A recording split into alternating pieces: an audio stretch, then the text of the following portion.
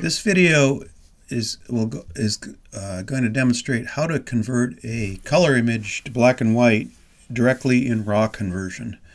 Even if you set your camera to black and white and shoot RAW, you really shot at color images with all the cameras I know.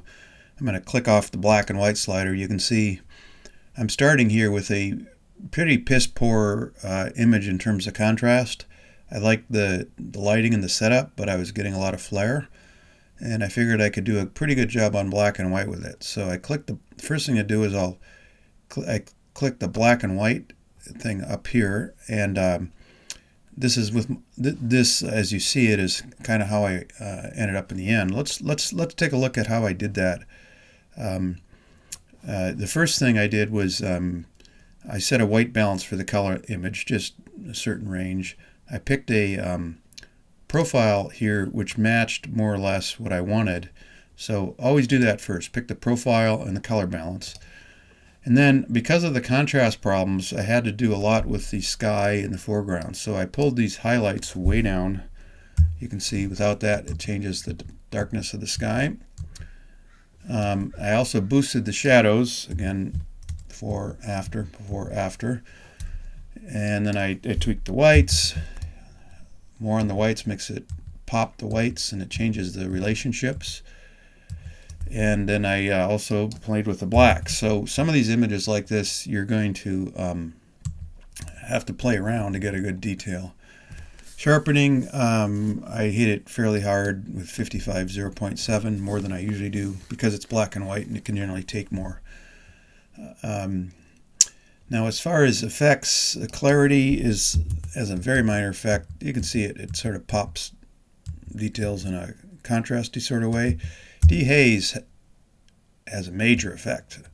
And this is your friend. It's often not your friend in color because it really whacks the colors and oversaturates. But in black and white, it can give you this wonderful control over the overall contrast look.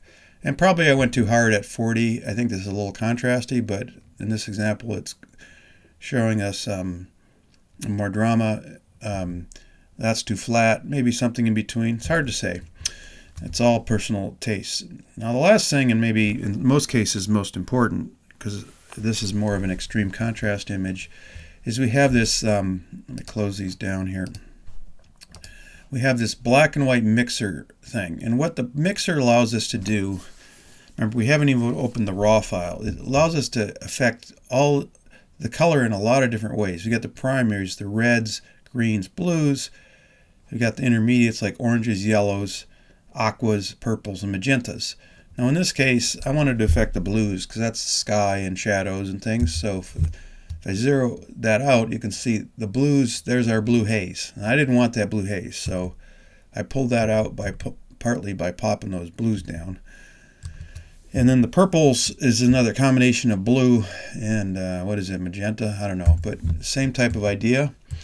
So by using these sliders, you can adjust this sort of overall combination of where you get dark or light. This is something you cannot do with black and white film. You cannot do with a monochrome camera. Just not possible. You know, with a monochrome camera, you can put on one filter and it flattens everything into some crude way. This is much more powerful. Anyway, so those are the controls I went through, and just as a reminder, that's what we started with. It's pretty, you wouldn't want to do much with that probably, but you could apply some of the same techniques, but I felt this was better in black and white. I liked the drama. I was going for this violent wind drama playing out on the slopes of Mount Whitney, probably 30 to 40 mile gusts up there at 10 or 15 degrees maybe. And by the way, you can climb up this, and I've done it. You end up going up, well, it's up here, well, somewhere, and then back around here. Anyway, and then you go to the summit. That's called the Mountaineer's Route. When you go up over this side, you go up this notch right here. That's the final ascent. Took my daughter up. Oh yeah, it's kind of like down here, over here, through here, and then over this, and Ebersbacher's ledges come right down here. Anyway, that's the way you work the black and white stuff with a real quick overview. And use it when you have an image that is otherwise flat or difficult to work with. and you may be able to pull out an image that you're really quite happy with. Okay.